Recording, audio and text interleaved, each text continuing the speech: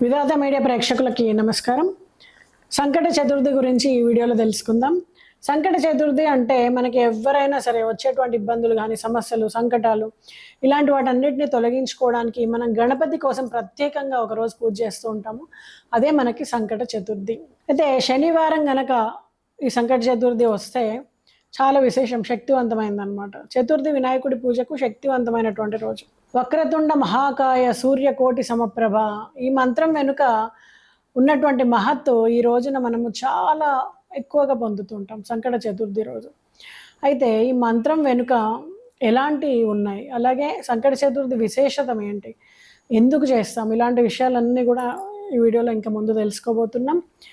గణపతి వ్రతాల్లో ముఖ్యమైనది ప్రతి మాసము శుక్ల చతుర్థి అంటే వినాయక చవితి, అలాగే కృష్ణ పక్షంలో వచ్చేటువంటి చతుర్థిని సంకట చతుర్థి, సంకటహర చతుర్థి, సంకష్టహర చతుర్థి, సంకట చతుర్థి, ఇలా రకరకాల పేర్లతో మనం దీన్ని పిలుస్తూ ఉంటాము. అంటే శాస్త్ర ప్రాముఖ్యత ఎలా ఉంది ఈ సంకట చతుర్థికి అంటే, ఈరోజు వినాయకుడికి వ్రతం చేసి ఉపవాసం ఉండడం ద్వారా సంకటాలన్నీ కూడా తొలగిపోతాయి. విష్ణు, శివ, పార్వతి దేవతల ప్రసన్నత కూడా మనం పొందొచ్చు.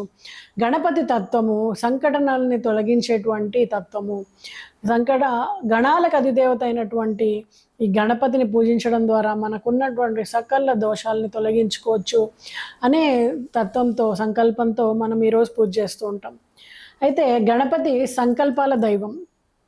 ప్రతి మంచి పనికి మొదట మనం వినాయకుడి పూజ చేస్తూ ఉంటాం. ప్రతి పూజలో కూడా ముందు వినాయకుడి పూజ చేస్తూ ఉంటాం. అయితే అవాంతరాల నివారణ కోసం ఈ సంకటహర చతుర్థిని చేస్తూ ఉంటాం. ముఖ్యంగా చదువులో పురోగతి అయితేనేమి, ఉద్యోగంలో విజయాలు అయితేనేమి, ఆరోగ్య సమస్యల నుంచి విముక్తి అయితేనేమి, కుటుంబ కలహాల నివారణ అయితేనేమి, పిల్లలు లేని వాళ్ళకి సంతాన యోగం అయితేనేమి, ఇలా రకరకాల కారణం కోసం మనం చేస్తూ ఉంటాం అన్నమాట. అయితే వ్రతము, ఈ పూజ ఎలా చేయాలి అంటే, ఆ రోజు ఉపవాసం ఉండాలి. ఉదయం పూట మనము సాయంత్రం చేసే పూజ వరకు కూడా, లేదా ఉదయం పూజ చేసుకునే వాళ్ళు అయితే ఉదయం పూజ అయ్యే వరకు కూడా ఆ రోజు నీళ్లు కూడా తాగకుండా ఉంటారు. శక్తి లేని వాళ్ళు పాలు, నీళ్లు లాంటివి తీసుకొని లేదా పండ్లు తీసుకొని ఉండొచ్చు. ఉడికిన ఆహారాలు తినకుండా పూజ తర్వాత మాత్రమే ఫలహారం కానీ ఏదన్నా తింటూ ఉంటారు. అయితే వినాయకుడి ప్రతిమను మనము చాలా రకరకాల ప్రతిమలు వాడుతూ ఉంటారు.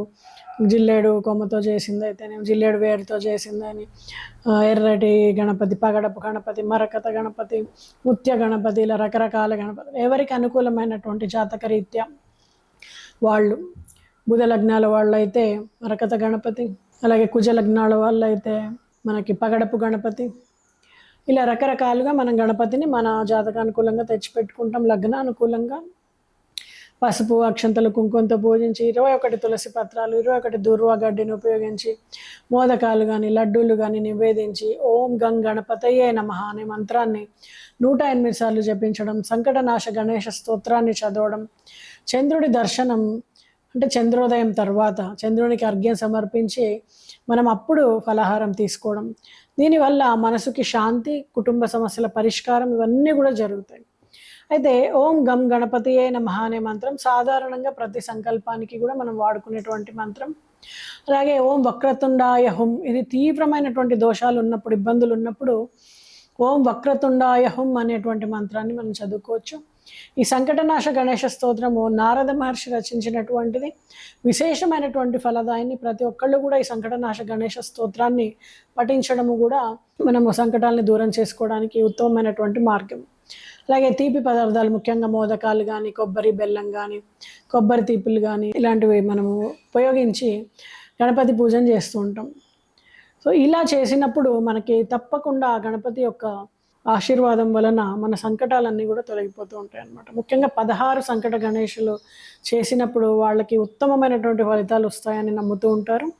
లేదు వినాయక చవితితో మొదలుపెట్టి మళ్ళీ వినాయక చవితి వచ్చే వరకు కూడా ఎన్ని సంకట చతుర్థులు వస్తాయో అన్ని సంకట చతుర్థులకి వాళ్ళు జరుపుకోవడం, ఇలా చేయడం ద్వారా కూడా మీకు ఉత్తమమైనటువంటి ఫలితాలు వస్తాయి. వాస్తు ప్రకారము ఏ పక్కన గణపతి ప్రతిమని కానీ, ఫోటోని కానీ ఉంచుకుంటే మంచిది అంటే, ఉత్తర తూర్పు మూలల్లో గణపతి పటాన్ని కానీ, ప్రతిమని కానీ ఉంచి పూజించుకోవాలి. అయితే రోడ్డు ఉన్న దిశని ఇంట్లోంచి, మెయిన్ డోర్లోంచి బయటికి కనపడేలాగా ఎప్పుడు పెట్టకూడదు.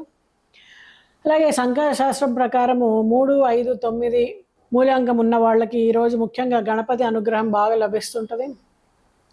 వ్యాపారాలు, చదువులు, ప్రేమ, ఇంకా మిగతా ఉద్యోగం కానీ వ్యాపారం కానీ అన్నిటికి కూడా ఈ గణపతి చక్కటి మీకు ఫలితాలను ఇస్తాడు. అయితే సంకట చతుర్థి అనేటువంటి దైవము అనుగ్రహాన్ని సాధించే గొప్ప అవకాశము మనకు ఉంది. సో మన లోపాలని, మన సంకటాలని గణపతి ముందుంచి ఆత్మవిశ్వాసంతో ప్రార్థించాలి. ఉపవాసం, మంత్రజపం, నైవేద్యం, చంద్రుడి అర్ఘ్యం ఈ 4 చేయాలి. ఈరోజు విశేషమైనటువంటి ఫలితాలు మీకు వస్తాయి. మరి మీరంతా కూడా సంకట చతుర్థి వ్రతాన్ని పాటించి మీ సంకటాలన్నీ తొలగించుకుంటారని, అలాగే మీకు ఏదైనా ఈ సంకట చతుర్థి చేసినప్పుడు జరిగినటువంటి అనుభవాలు ఏవైనా ఉంటే మీరు కింద కామెంట్ రూపంలో మాతో పంచుకోవచ్చు. నమస్తే.